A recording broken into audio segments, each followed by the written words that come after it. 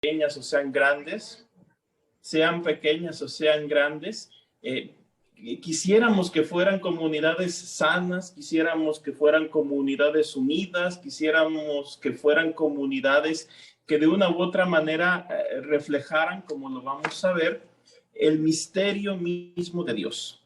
Entonces, antes de iniciar, pues las invito a que hagamos una pequeña oración, de tal manera que podamos entrar un poco en ese misterio que es Dios mismo. En el nombre del Padre, y del Hijo, y del Espíritu Santo. Amén. Espíritu Santo, fuente de luz, ilumínanos. Bien, estimadas hermanas, comenzamos con nuestra reflexión. Y quiero partir de una premisa que me parece ser importante para lo que vamos a decir a lo largo de esta hora más o menos que tenemos. En primer lugar, todo ser humano es un ser sociable. Ya los filósofos de la antigüedad, Platón, Aristóteles, ya definían al ser humano como un animal político. Como un animal político, ¿por qué? Porque somos en nuestra misma constitución personal, humana, natural, como ustedes le quieran llamar, somos seres que estamos tendentes o vamos hacia o conformar una comunidad, conformar una familia, conformar una ciudad, conformar lo que los griegos llamarían la polis. Fue la manera en la que nuestros antepasados, de una manera u otra, fueron capaces de sobrevivir a muchas vicisitudes, como por ejemplo los cambios climáticos, ataques de animales feroces. Por medio del agruparse, el ser humano fue capaz de conseguir el alimento, de protegerse y de reproducirse para conservar la especie. Es decir, nuestros antepasados ya en la misma antigüedad o en la misma evolución del pensamiento y del ser humano, vieron la necesidad o entendieron la necesidad de agruparse, de formar clanes, de formar tribus, de formar familias. Pronto estas sociedades, por decirlo de una manera, o por darles un nombre, o pronto estas tribus o clanes, surgieron de una manera en ellas un sentimiento de pertenencia, es decir, algo que los hacía pertenecer profundamente al clan o a la tribu.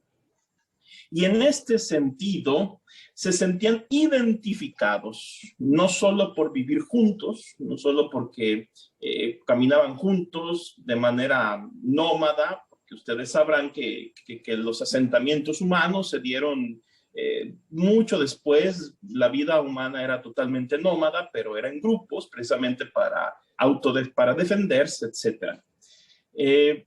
No solamente porque se sentían identificados, sino también porque en ellos comenzó a surgir el sentimiento que podríamos llamar cariño o amor. Pronto surgieron estos sentimientos al entablar estas relaciones.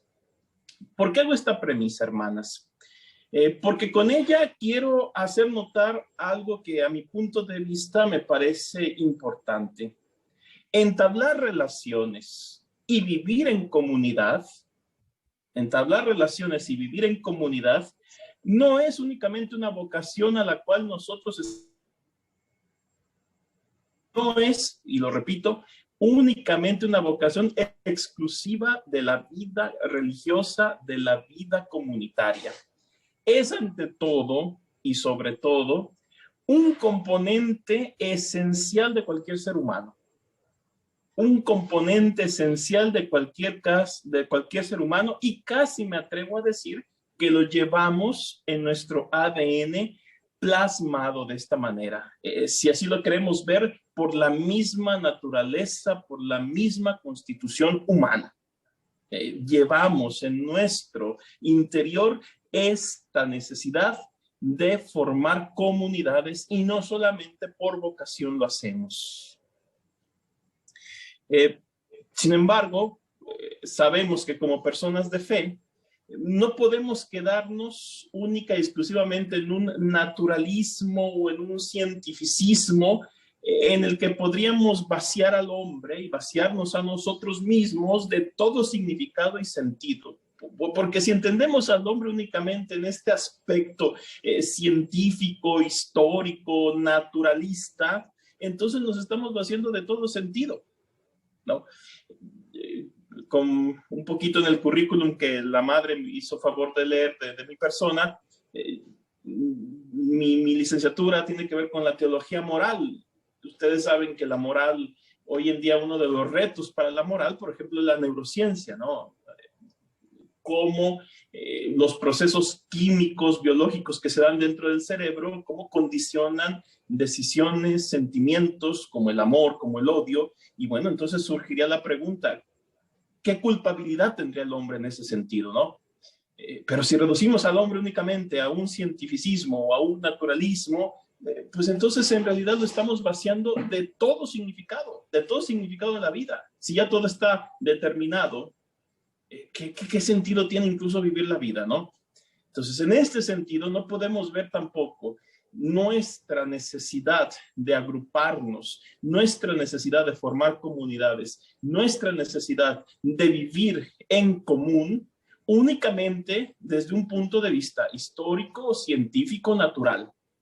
En el fondo, hermanas, tenemos la necesidad de vivir juntos por algo más profundo y trascendente en nuestra vida.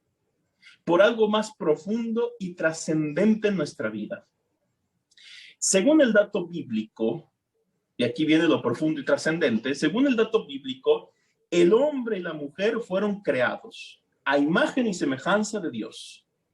Y creo que todos nosotros, de una manera, estamos de acuerdo en esto. Se discutirá, ¿no? Los exégetas, los estudiosos de la Sagrada Escritura, discutirán si era una manera alegórica, si fue una manera de las tradiciones, de las fuentes que ayudaron a componer el Pentateuco, el Génesis, lo que sea. Lo cierto es que nosotros como hombres y mujeres de fe sabemos y creemos que el Creador dio origen a todo. ¿Cómo fue? ¿Cómo se dio? Bueno, eso no es importante, pero sabemos que finalmente Dios crea al hombre a su imagen y semejanza. Y con el progresar de la revelación de Dios, de este Dios que es creador del hombre y de la mujer en el principio, se revela definitivamente, Dios creador se revela definitivamente en un hombre concreto llamado Jesús de Nazaret, en quien nosotros, todos nosotros, no solamente los cristianos, cualquier ser humano tendría que ser capaz de descubrir el verdadero y definitivo rostro de Dios. En Jesús, hermanas, en Jesús descubrimos el verdadero y definitivo rostro de Dios. Y en este sentido, Jesús reveló algo importante de Dios para nosotros y para la reflexión que nosotros estamos haciendo. Jesús reveló que en la intimidad de Dios, en su ser más profundo, Dios no es una soledad.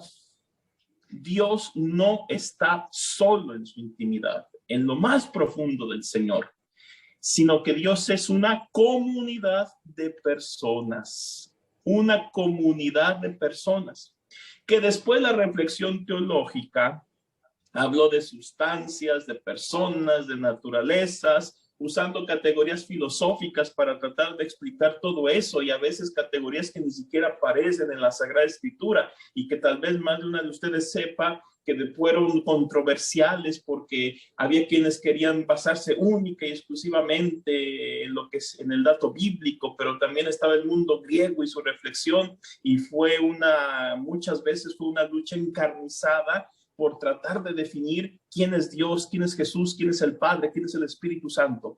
Pero bueno, nosotros no nos vamos a meter en estos argumentos de tinte filosófico, teológico, sino que nos vamos a quedar y nos vamos a anclar en el dato bíblico, que al final es el más importante para lo que nosotros estamos reflexionando. Jesús nos dice especialmente en el Evangelio de San Juan, Jesús nos dice que el Padre y Él son una sola cosa, que el Padre está en Él y Él está en el Padre. Es decir, que existe una relación entre Jesús y Dios. Hay una comunión tan profunda de vida que uno está en el otro y viceversa. Que uno está en el otro y viceversa. Y esto, hermanas, nos hace entender que en Dios existe una comunidad que se mantiene unida. En Dios existe una comunidad que se mantiene unida y que el dato teológico o la reflexión teológica, más que el dato teológico, la reflexión teológica ha definido como una unidad en la diversidad. Unidad en la diversidad. Explicándolo con una frase que seguramente nosotros aprendimos desde niños en el catecismo: 3 personas distintas, una sola naturaleza, la divina.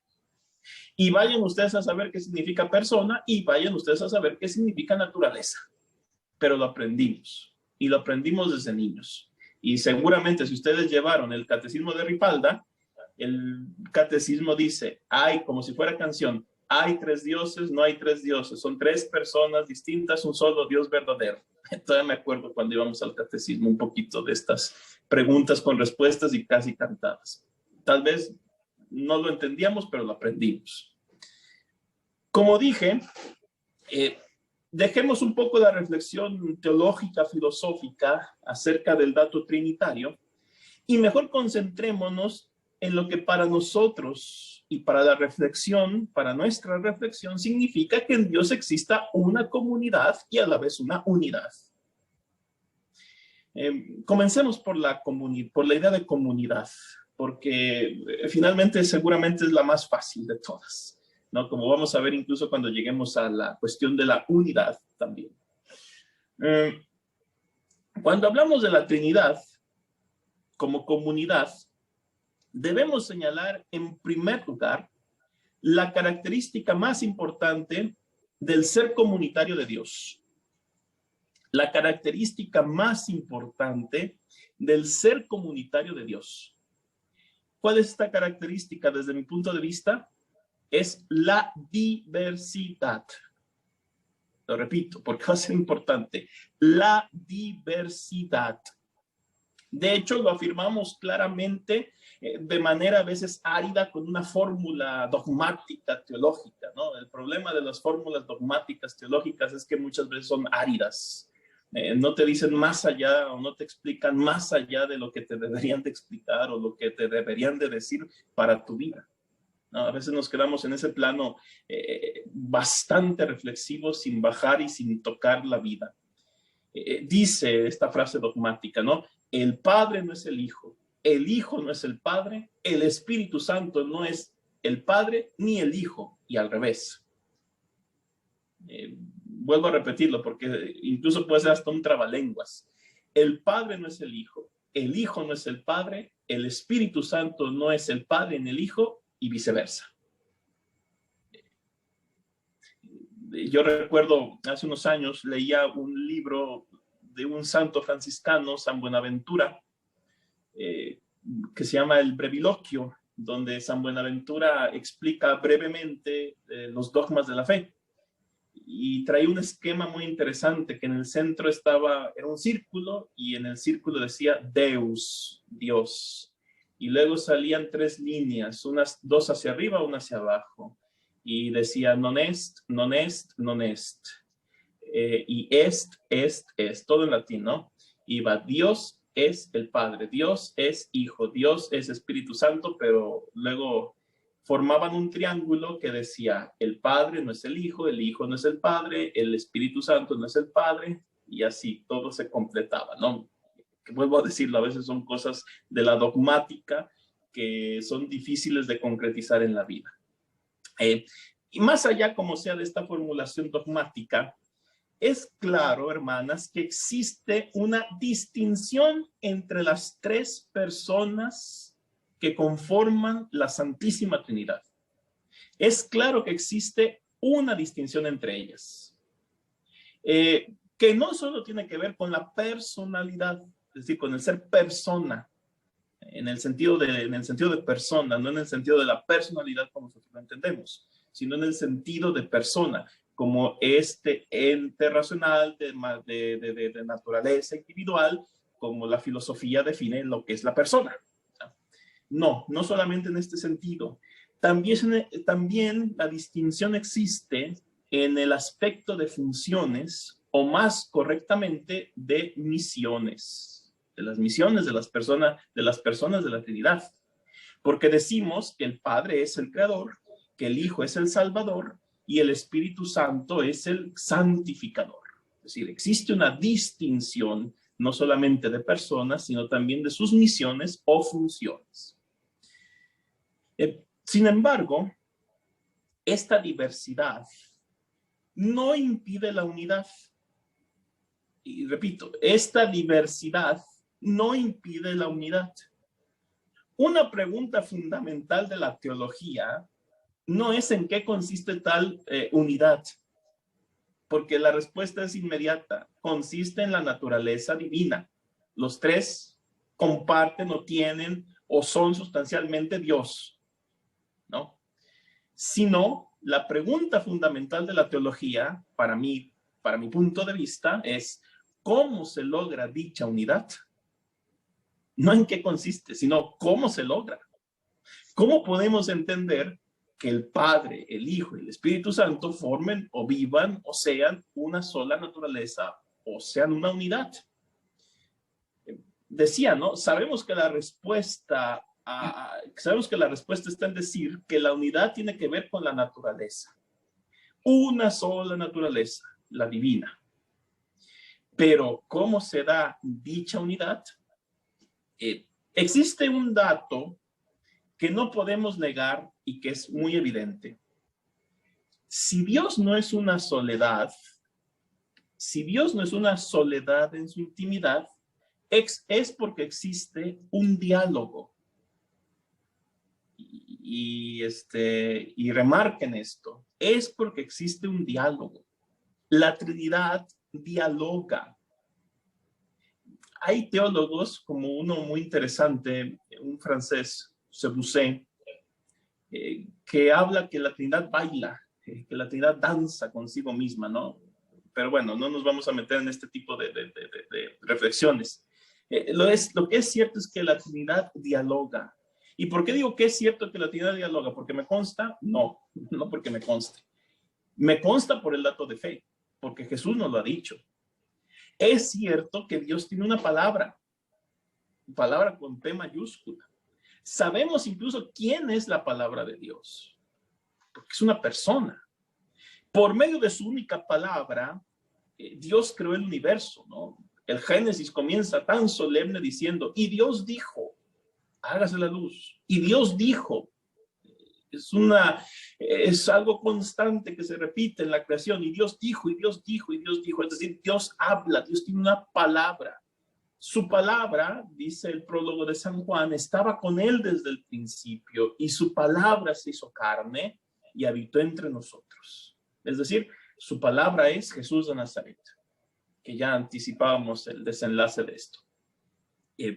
Por tanto, hermanas, Dios en su intimidad trinitaria habla, dialoga, y este es un hecho muy interesante, porque solo quien dialoga se libra de dos cosas: de la soledad y de la uniformidad. Ustedes seguramente que trabajan en colegios saben que el uniforme o el hábito religioso, no, en nuestro caso también, da un cierto sentido de pertenencia. Nos sentimos pertenecientes al colegio, nos sentimos pertenecientes a la congregación, nos sentimos pertenecientes a la orden, etc. Sin embargo, la uniformidad puede ser peligrosa.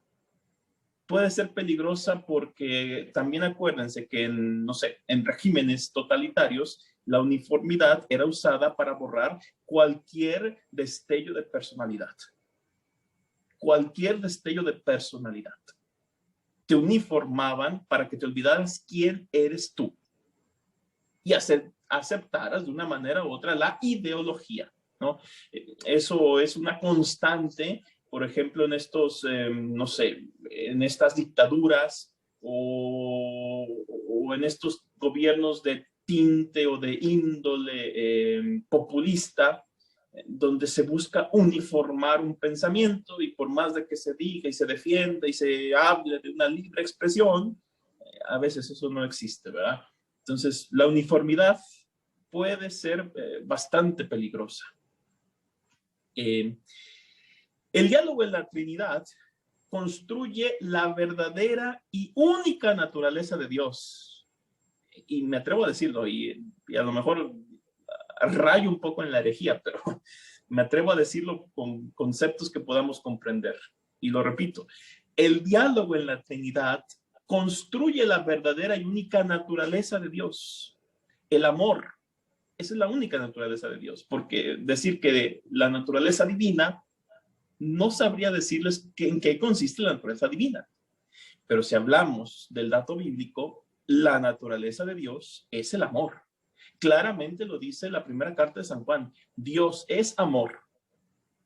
Lo define de esta manera, lo define muy bien. Dios es amor, indicando así que la esencia, naturaleza o sustancia, como le queramos llamar, de Dios es el amor. Pero ahora, un amor muy concreto, no el amor platónico, idealista, idealizado.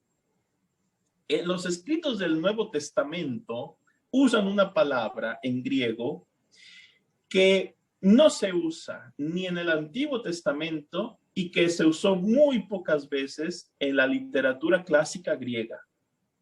Me refiero a la palabra que a veces también nosotros usamos indiscriminadamente, ágape.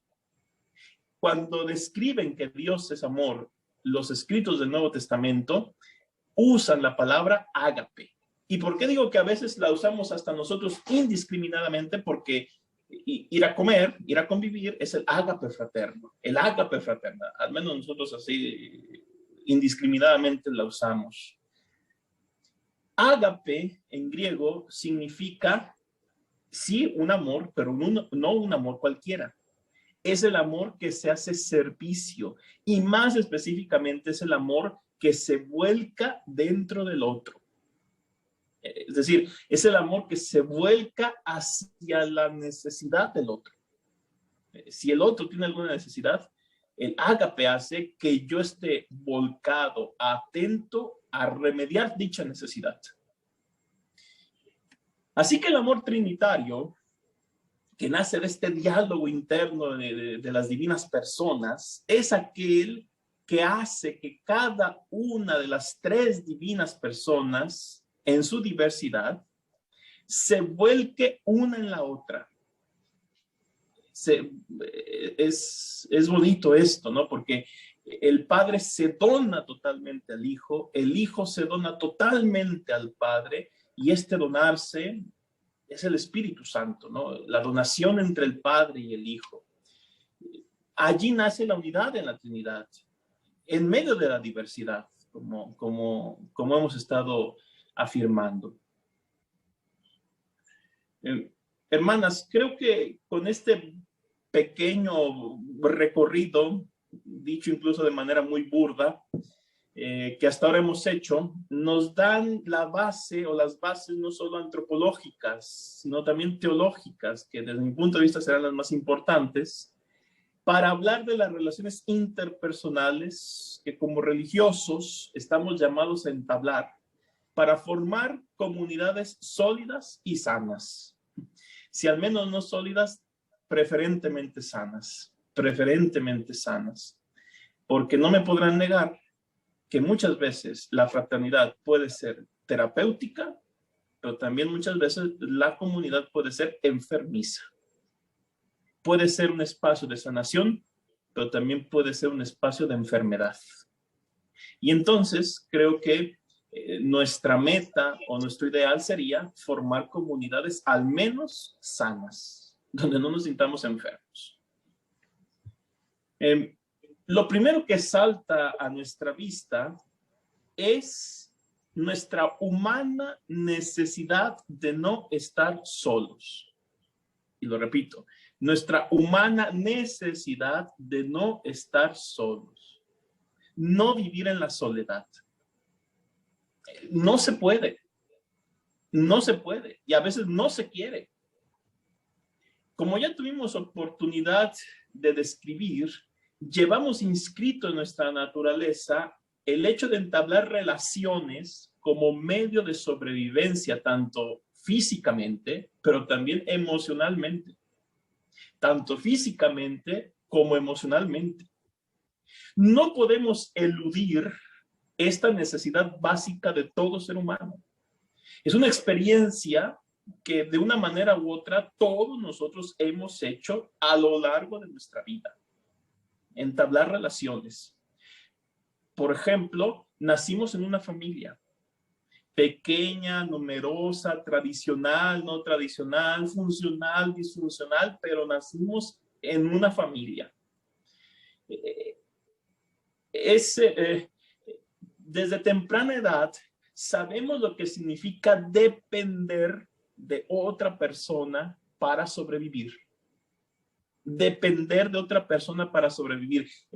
Es muy curioso, pero según los expertos, hablan que el ser humano, en su aspecto de animal, porque somos mamíferos, somos animales, es el animal más inútil, sobre todo en sus primeros años. Es el animal más inútil porque somos totalmente dependientes desde el punto de vista fisiológico, pero también afectivo. Yo que soy de pueblo, he visto nacer, y seguramente alguna de ustedes también ha visto nacer, potrillos o becerros. El potrillo y el becerro, al primer momento de nacer, ya camina, ya sabe caminar. Nosotros tardamos meses o años, un año, año y medio para caminar o para, no digamos para valernos de nosotros mismos, ¿verdad? Pasan muchos años para poder hacer eso. Entonces, desde pequeños nosotros tenemos la experiencia de depender de otra persona para poder sobrevivir, para poder alimentarnos, para poder asearnos, para poder sentir afecto, conocer el afecto. Somos, en ese sentido, creo que tienen razón cuando se dice que somos los animales más inútiles de todos.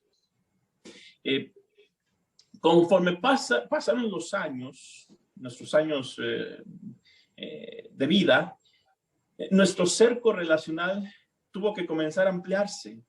Por ejemplo, en las escuelas, con las amistades, en el barrio, con los vecinos, en los lugares de esparcimiento, con los compañeros que compartían con nosotros nuestros mismos gustos, quien asistió a parroquia, quien asistió a grupos juveniles, bueno, pues con los jóvenes que asistían a este tipo de grupos, como la catequesis o como el grupo o el coro o lo que sea. Y tal vez la experiencia relacional más importante en nuestra vida han sido dos. Considero que las experiencias relacionales más importantes de nuestra vida son dos. La de la maternidad, paternidad, y la experiencia del romance. Vamos a hablar primero del romance, porque seguramente todos en algún momento de nuestra vida estuvimos enamorados. Nos gustaba una chica, nos gustaba un chico, y a lo mejor hasta tuvimos novio o tuvimos novia. Eso fue importante. ¿Y por qué fue importante? Porque de una manera u otra nos ayuda o nos ayudó a autoafirmarnos. ¿Quiénes somos? No solamente en nuestra sexualidad, sino también en el aspecto de entendernos en el contexto social de lo que somos y vivimos. Con todo, dejémoslo a un lado, porque a veces no siempre tuvimos, o no todos tuvimos este aspecto del romance, este aspecto relacional, del noviazgo, etc. Creo que la experiencia más fundamental de relación es la materno-familiar. ¿Y por qué digo materno? Porque independientemente de nuestra historia personal y de nuestra historia familiar, creo que en mucho la relación que más marca la vida de cada, o que más marcó la vida de cada uno de nosotros, es la relación con nuestra madre.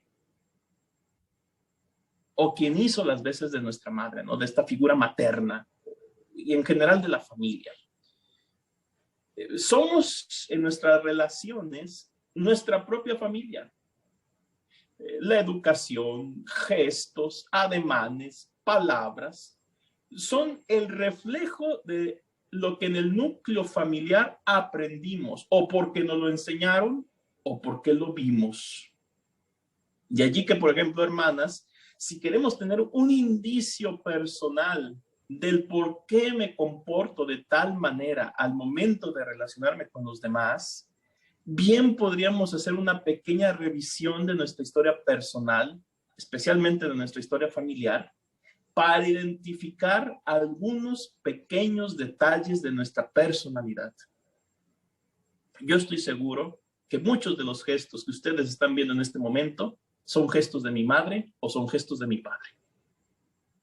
Y muchas palabras que yo estoy usando en este momento son palabras de mi madre, son palabras de mi padre.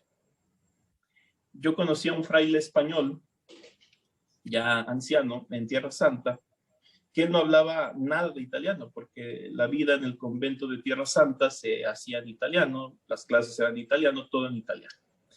Y una vez se me ocurrió preguntarle por qué no hablaba italiano, ¿verdad? ¿Por qué no hacía el esfuerzo por hablar italiano? Me imaginé que iba a decir que porque ya estaba grande, porque ya estaba anciano, porque ya no tenía la memoria o las ganas de aprender un nuevo idioma.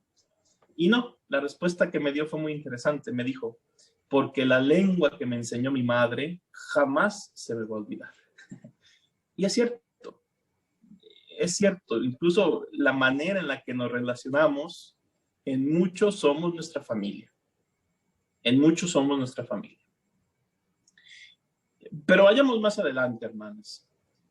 Como habíamos dicho, en el fondo, nuestra capacidad relacional no es otra cosa más que el reflejo de nuestra imagen y semejanza de Dios.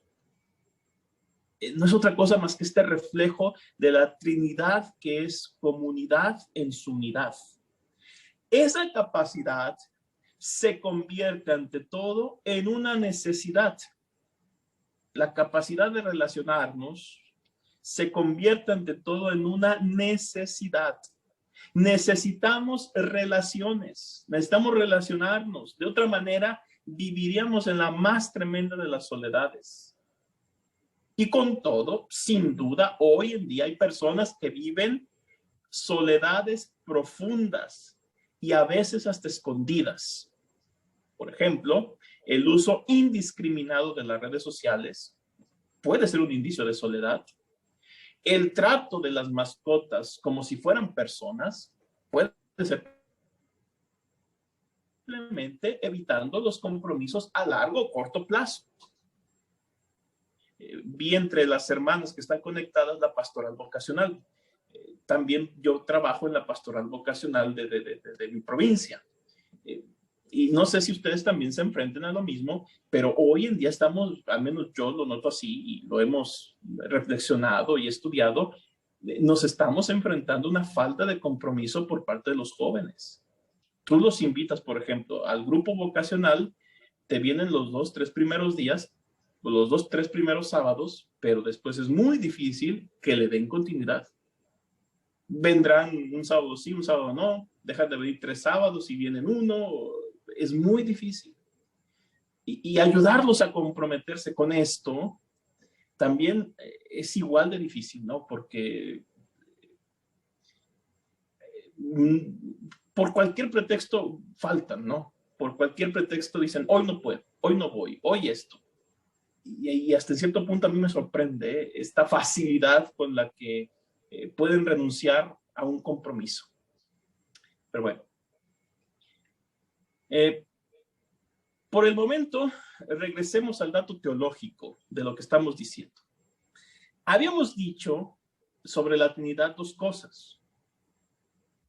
unidad en la diversidad. Seguramente va a ser algo que estaré repitiendo. Y esas dos características, hermanas, van a ser el objeto de nuestra reflexión. Hablemos primero de lo más fácil y hasta en cierto punto de lo más idealista del mundo. Me refiero a la unidad. Hablar de la unidad de Dios es fácil, porque es un dato ya dado. Dios es una unidad, pero hablar de una unidad entre nosotros es difícil y hasta en cierto punto idealista. Es difícil hasta en cierto punto idealista hablar de una unidad en nuestra vida religiosa. Todos, creo yo, estamos de acuerdo en que fundamentalmente buscamos tener, como dicen los Hechos de los Apóstoles, un solo corazón y una sola alma.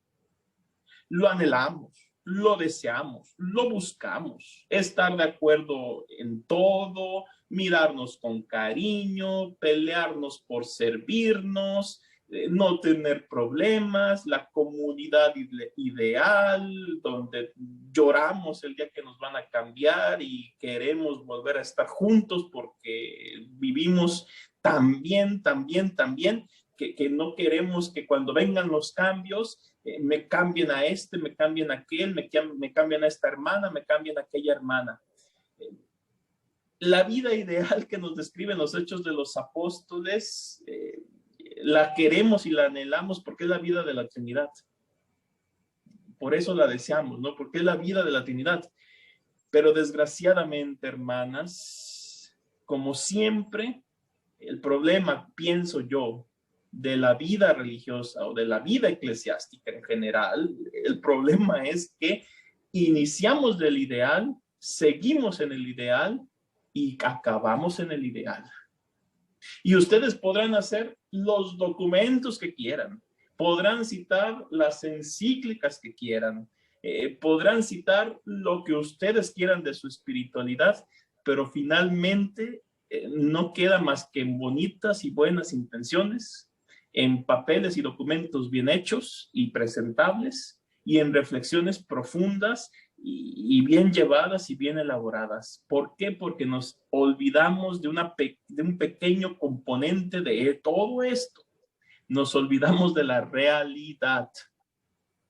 Nos olvidamos de la realidad. Recuerdo en un capítulo provincial al cual participé, el provincial nos dijo, y mejor no toquemos, porque es como una llaga, donde toca duele. Y por eso preferimos quedarnos en el ideal. O, por ejemplo, últimamente se ha usado en mi provincia hablar de un lenguaje positivo, de un lenguaje ascendente, de metas más altas. Sí, pero sí, eso está bien, ¿no? Hablar en un lenguaje positivo, en un lenguaje ascendente, en metas más altas. Pero algo que a mí me ha quedado claro, si ustedes leen el libro de la imitación de Cristo de Tomás de Kempis, que es un clásico de la espiritualidad, ahí encontré la solución de todo esto. Dice Tomás de Kempis que lo más alto no se sostiene sino lo más bajo. Si queremos hablar en un lenguaje, hablando de mi provincia, ¿verdad? Si queremos hablar en un lenguaje positivo, en un lenguaje ascendente, hacia metas más altas, tienes que tocar las llagas. Forzosamente tienes que ver la realidad de todo. Si no lo haces, eres un idealista. Y el idealista acaba mal. Acaba mal porque no se concretiza, no baja la realidad. Y es un problema muy fuerte. Somos platónicos. Vivimos en el topos uranos de Platón, allá en las ideas que son bellas y que se contemplan, pero no bajamos a lo que es la realidad. Y ese es un peligro muy, muy grave y muy fuerte.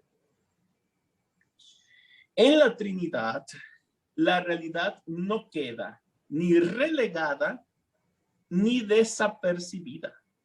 La diferencia, como habíamos dicho, es una de sus principales características.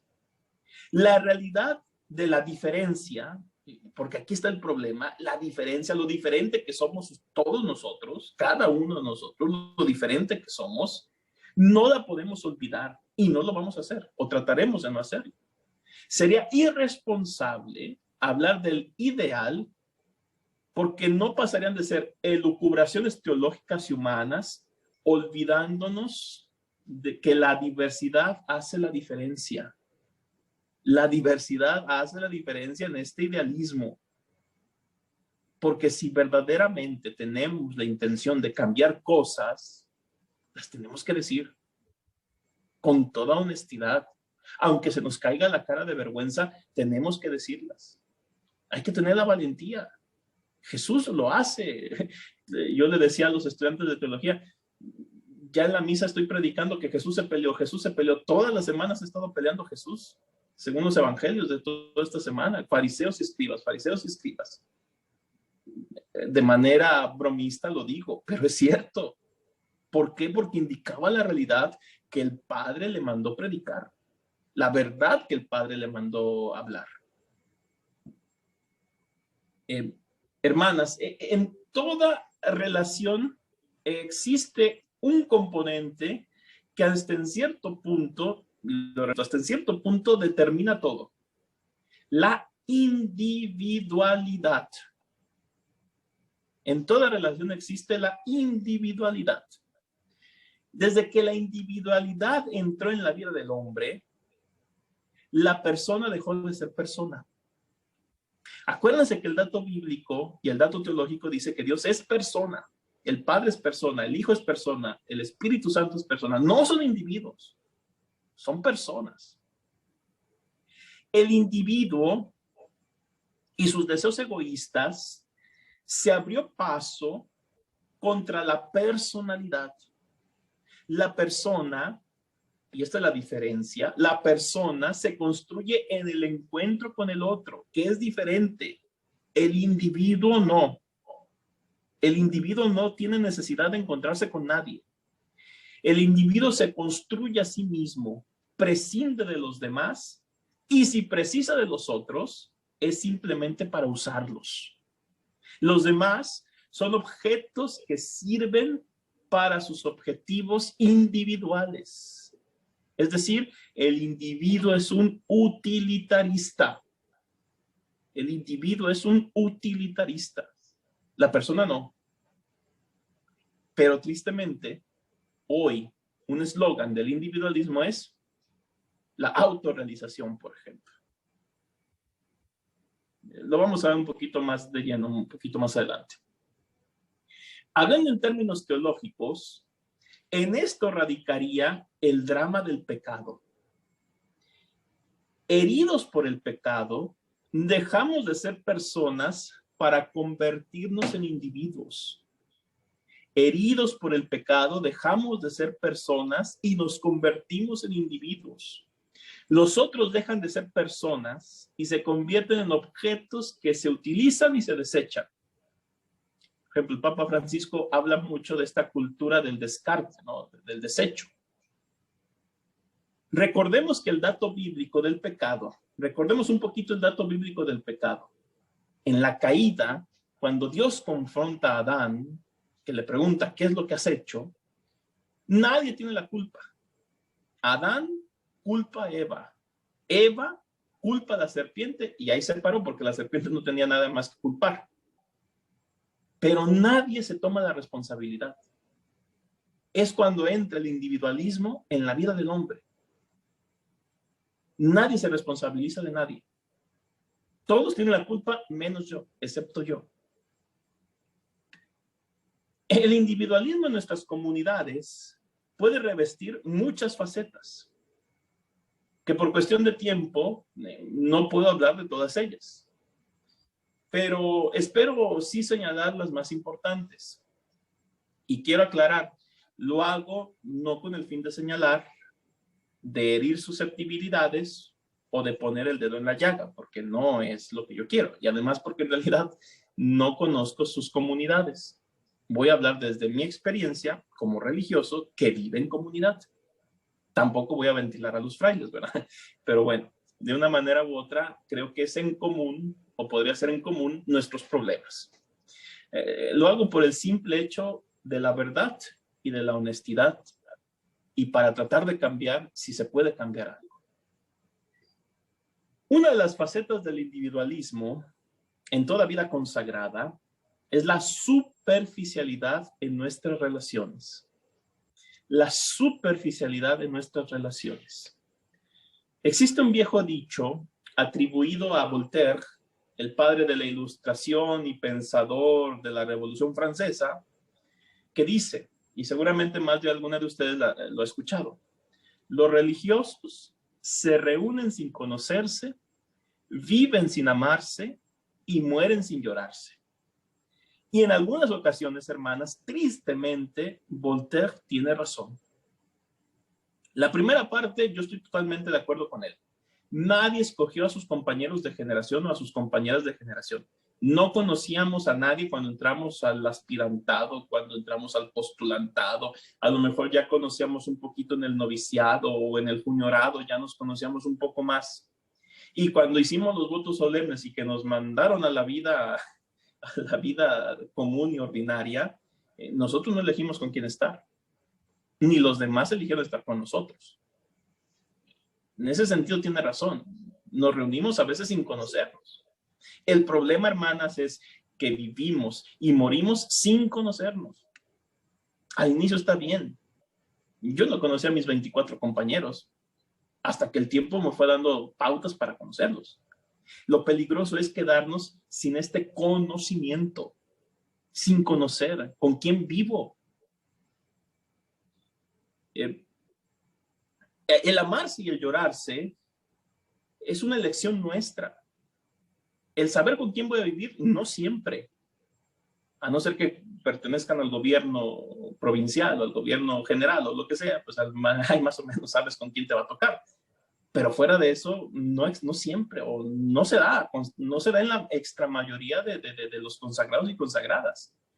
Pero amarse y llorarse, amarse a lo largo de la vida y llorarse el día de la muerte, ese sí es elección nuestra. Claro que es una elección nuestra. Y si no se logra, si no nos logramos amar, o no logramos llorar el día de nuestra muerte, es porque a veces vivimos 3 o 6 años, depende del tiempo que vivamos en comunidad, sin conocernos. Es decir, seguimos como el primer día, sin conocernos. ¿A qué se debe o a qué se debería? Pienso principalmente a 4 cosas. O no hay tiempo, o no hay espacios para conocernos, o no hay interés de conocernos, o hay vergüenza de conocernos, porque también puede existir la vergüenza de conocernos. Pensar que estoy invadiendo la intimidad del otro o de la otra. Y cualquiera de estas razones, de estas 4 razones, no son válidas como pretextos para no conocernos. Incluso hay comunidades hermanas donde no se conocen ni lo más básico, ni los apellidos, ni cuántos hermanos tienes, ni si viven tus padres o no. ¿Qué es lo más básico? Cuando tú conoces a una persona, lo primero que le preguntas es tu familia. A veces ni eso en las comunidades. Cuando yo era estudiante y votaban por nosotros, al momento de renovar los votos simples, les tenían que poner o les tenían que proyectar a los frailes nuestras fotografías para que nos identificaran, porque de nombre no nos conocían y estaban votando por mí, por mi futuro. Pero bueno, no es una catarsis, no es un desahogo, ya pasó hace muchos años.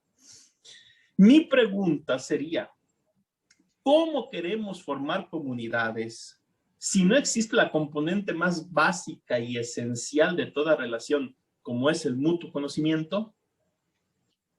¿Cómo queremos formar comunidades si ni siquiera sabemos lo más básico de nosotros? ¿Cómo te llamas? ¿Cuántos años tienes? ¿Cuántos hermanos tienes? ¿Viven tus padres o no viven tus padres?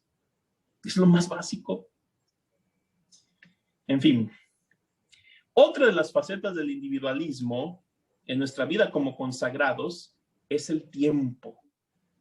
Hay hermanos o hermanas a quienes les falta el tiempo o a quienes les sobra el tiempo. ¿En qué sentido lo digo? Existen quienes el tiempo les falta tanto por hacer, tanto por trabajar, tanto por realizar o proyectar, que lo último que necesitan es encontrarse con los hermanos o las hermanas.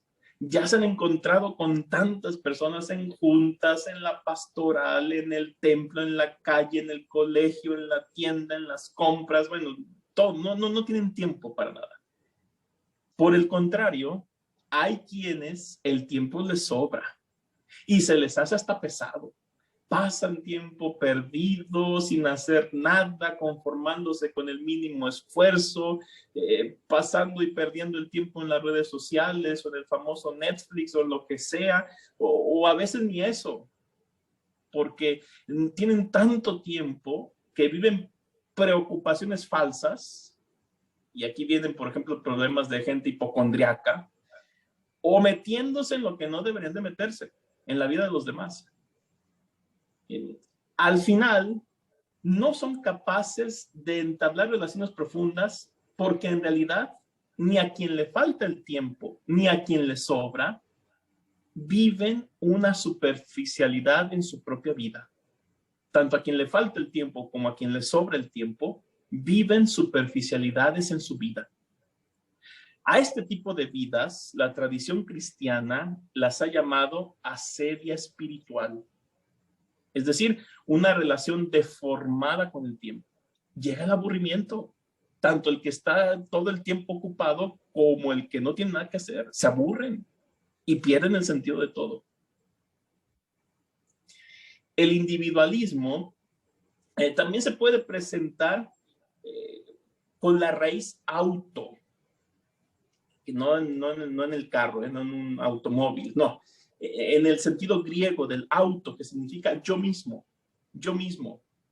Y ahí viene la autorrealización, la autoayuda, el autocariño, etc. Y el más peligroso de todos sería el autónomo. Es decir, yo me rijo a mí mismo. En este sentido, podemos encontrar hermanos y hermanas que se bastan a sí mismos, que no necesitan a los demás. Ellos son todo lo que necesitan. Y como no es cierto, es decir, como no es cierto que ellos se bastan a sí mismos, ¿qué es lo que comienzan a hacer? Acumulan. ¿Qué acumulan? Cosas, dinero, poder, prestigio, puestos, y quieren más y más y más porque no se van a llenar. Confieso que soy ignorante de su espiritualidad, como hijas del venerable José Antonio Plancarte y la Bastida, pero sí puedo compartir un poquito de mi espiritualidad franciscana. San Francisco, cuando escribió su regla, la regla que nos rige actualmente a los frailes, en el capítulo 6 hace una asociación muy interesante. Comienza hablando de pobreza. San Francisco comienza hablando de pobreza y hace un elogio muy bonito de la pobreza. Y luego, sin ninguna relación aparente, comienza a hablar de la fraternidad en el mismo capítulo. Es porque ninguna comunidad, hermanas, se construye sin la pobreza y la necesidad del otro o de la otra. Nos necesitamos, querámoslo, no, nos necesitamos. A esta faceta del individualismo, la tradición cristiana la ha llamado orgullo. ¿Por qué la ha llamado orgullo? Porque yo puedo sin la ayuda de los demás. Finalmente, y tal vez la faceta más peligrosa y la más sutil de todas del individualismo, es el silencio. El silencio. No el silencio que la espiritualidad y la mística cristiana nos piden, no. Es importante ese silencio, pero no es este silencio del que estoy hablando. Callamos muchas cosas y en ocasiones no es ni por prudencia ni por temor a ofender la caridad.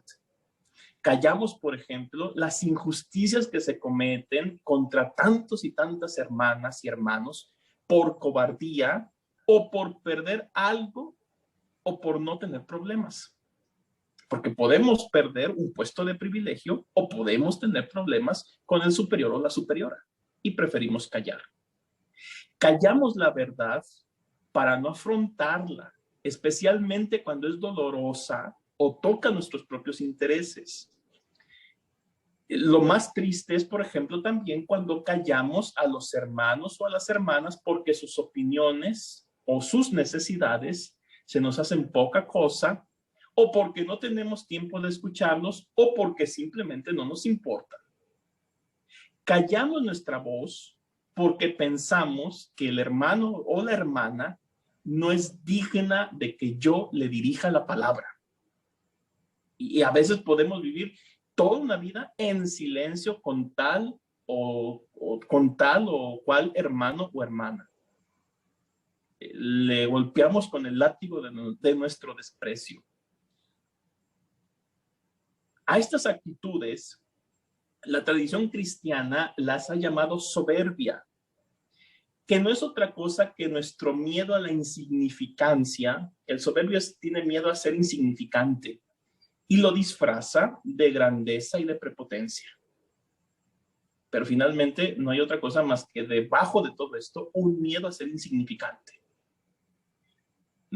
Como había dicho, existen muchas otras facetas del individualismo, pero es imposible mencionarlas. Ahora, ¿cuál es la solución a todo esto? O mejor dicho, ¿existe una solución?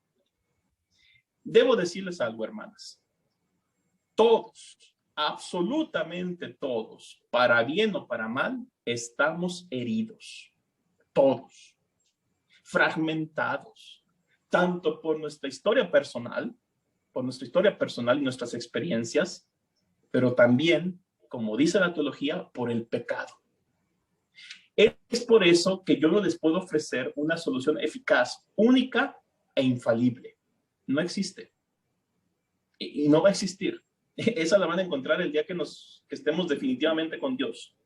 Pero por el momento no. Sin embargo, existe un camino que como buen camino puede ser cansado, puede tener tropiezos, pero al menos existe un camino. Me refiero al diálogo. Y es el único camino que al momento de preparar esta reflexión encontré. Tal vez existan más, pero al menos fue el único que yo encontré. Al inicio decíamos que Dios en su Trinidad dialoga. El Padre tiene una palabra que es su Hijo, el Padre le comunica todo al Hijo y el Hijo nos lo ha comunicado a través del Espíritu Santo. El diálogo, hermanas, es el único camino que yo puedo ofrecerles. ¿Qué clase de diálogo? Desde el más absurdo y cotidiano, como decir buenos días, y que a veces para muchos hermanos y hermanas ya es mucho, hasta el más profundo e interesante que nos libra de la superficialidad de la vida. Hermanas, si ustedes quieren construir comunidades sanas, y decía al inicio, al menos sanas, dialoguen entre ustedes, busquen espacios y tiempos para ello. Del diálogo nace algo que es tan necesario hoy en día para la vida consagrada y que se ha olvidado o que se ha relegado al ámbito vocacional, como es el discernimiento. El discernimiento se nos ha olvidado a nosotros, ¿Por qué se nos ha olvidado? Porque lo vemos nada más para los jóvenes, para los que están en formación inicial, para los de profesión simple, para los de profesión no solemne. Ellos son los que vamos a discernir sobre su vocación. No. Toda nuestra vida como consagrados es un discernir, porque discernir significa separar lo que es de Dios de lo que no es de Dios. Y en nuestro caso es separar lo que es de la fraternidad o de la comunidad de lo que no es de la fraternidad, de lo que no es de la comunidad. Pero regresemos al argumento. El discernimiento se construye única y exclusivamente con el diálogo. Y entendamos bien, diálogo significa un canal donde hay un emisor y un receptor que pueden intercambiar papeles y que deben intercambiar papeles, porque de otra manera sería un monólogo donde solamente yo hablo y el otro no me importa, el otro solamente recibe. No, en el diálogo el emisor y el receptor también tienen que intercalar estos papeles. La unidad se logra solamente si a todos se les garantiza y lo remarco, si a todos se les garantiza el derecho, porque es un derecho, no derecho civil, incluso derecho divino, porque Dios nos ha dado una palabra, el derecho de hablar, pero también de ser escuchados, tanto de hablar, pero también de ser escuchados, por más doloroso y vergonzoso que esto sea. A veces es doloroso escuchar, a veces es doloroso hacer silencio, a veces es doloroso tener que hablar también, porque compromete, pero es necesario. En este tiempo, en estos tiempos nuestros, nadie se escucha. ¿Por qué? Porque todos quieren hablar, pero nadie escucha. Hay demasiadas voces, desde los aparatos del celular que te quitan la voz, en el sentido de la música, los videos, las redes sociales, etcétera, hasta quienes solamente quieren ser escuchados para imponer su propia voluntad y su propio modo de ver la vida. No. Tengan tiempo y deseos de escucharse. Y para escucharse tienen que hacer silencio, aunque nos cueste hacer silencio. No es el silencio del que hablaba previamente como una manifestación del individualismo, no, es el silencio que escucha. Y en este sentido, y en esta preparación que ustedes tienen para su capítulo provincial, a quien deben de escuchar, pero también con quien tienen que hablar, es con Dios. Porque solamente Él les podrá marcar las pautas hacia dónde quiere Él que vaya su provincia, hacia dónde quiere Él que vaya su apostolado, hacia dónde quiere Dios que vayan sus comunidades. Muchas gracias, hermanas, por escucharme. Muchas gracias, Fray Alan. Gracias. No sé si alguna de las madres tenga alguna pregunta o quiera compartir algo.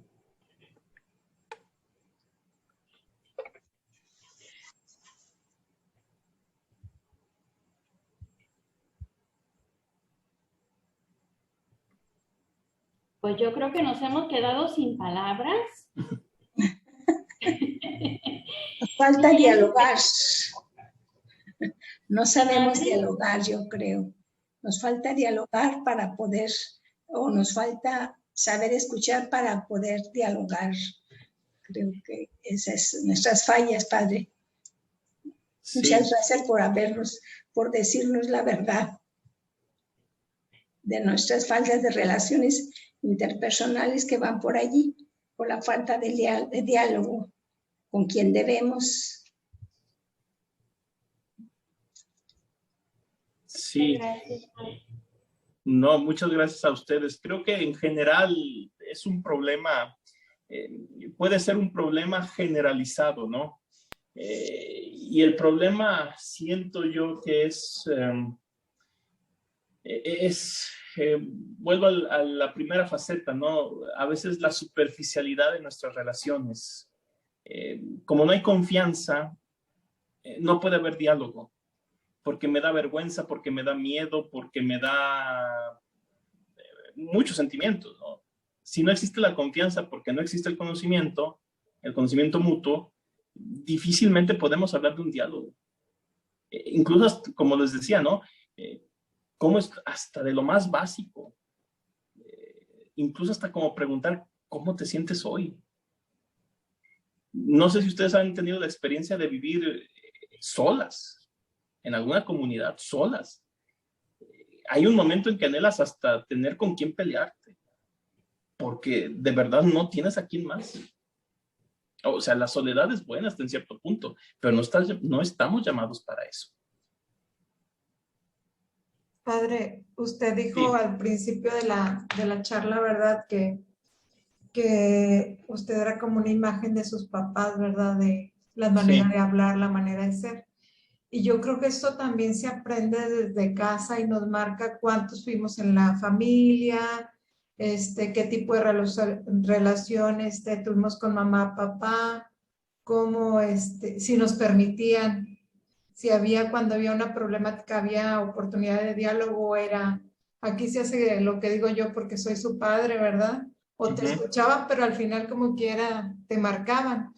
Entonces yo Sí. creo que a lo largo de nuestra vida uno tiene que ir como asumiendo esa parte, ¿no? Esa parte de la historia.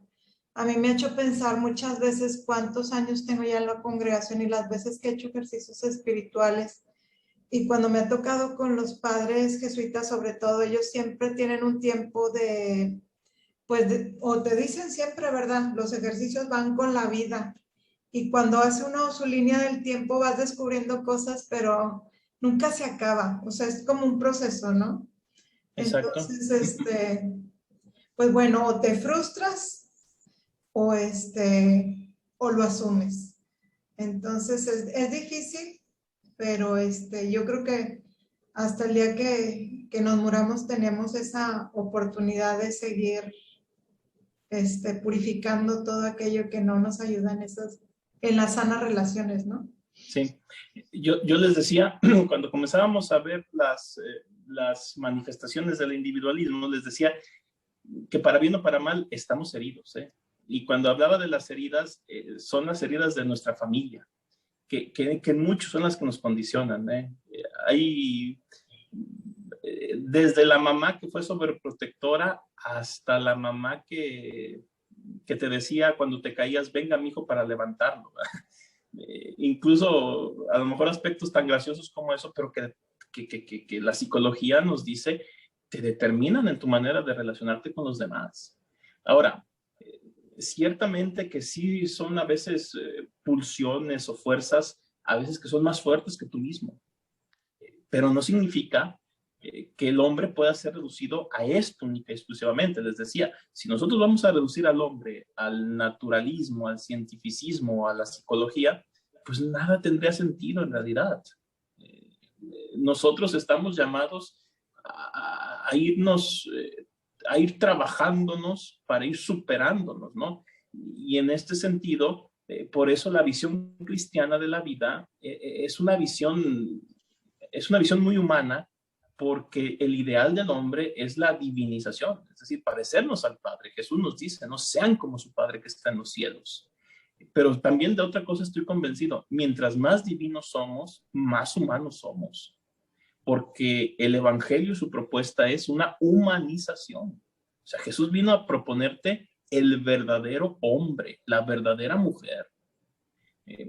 A mí uno de los textos que más me han ayudado en este aspecto reflexivo es el texto de la Pasión de San Juan, cuando Pilato presenta al Jesús flagelado, burlado, con la corona de espinas y el manto color púrpura, les dice una frase en latín, que se ha usado mucho en latín para representaciones artísticas, ¿no? Ecce homo, he aquí al hombre. Tal vez Pilato lo decía de una manera burlesca, pero ustedes saben que una de las características de San Juan es jugar con el ámbito teológico y el ámbito histórico. En el fondo, Pilato está diciendo la verdad. Jesús es el verdadero hombre. El verdadero hombre que se construye a través de la entrega, a través del servicio, a través del donar la vida por los demás. Entonces, nuestro reto es eso, ¿no? Parecernos a Jesús. Y pareciéndonos a Jesús, parecernos al Padre, que ese es el ideal de todo ser humano. Tendría que ser el ideal de todo ser humano, porque la propuesta de Jesús es una propuesta para el ser humano, no para el cristiano, para el ser humano. Gracias. Gracias a usted. Ay, pues le agradecemos muchísimo su disposición, la preparación y el compartir con nosotros este aspecto tan importante de nuestra vida consagrada como es nuestra vida comunitaria. Gracias por compartirnos también su experiencia y que Dios los siga bendiciendo. Seguimos unidos en oración y nos encomendamos a sus oraciones. Que Dios lo bendiga. Muchas gracias y feliz preparación de su próximo capítulo. Estaré rezando por todas ustedes. Muchas gracias y que tengan feliz domingo. Feliz domingo. Gracias, Padre. Gracias. Muchas gracias.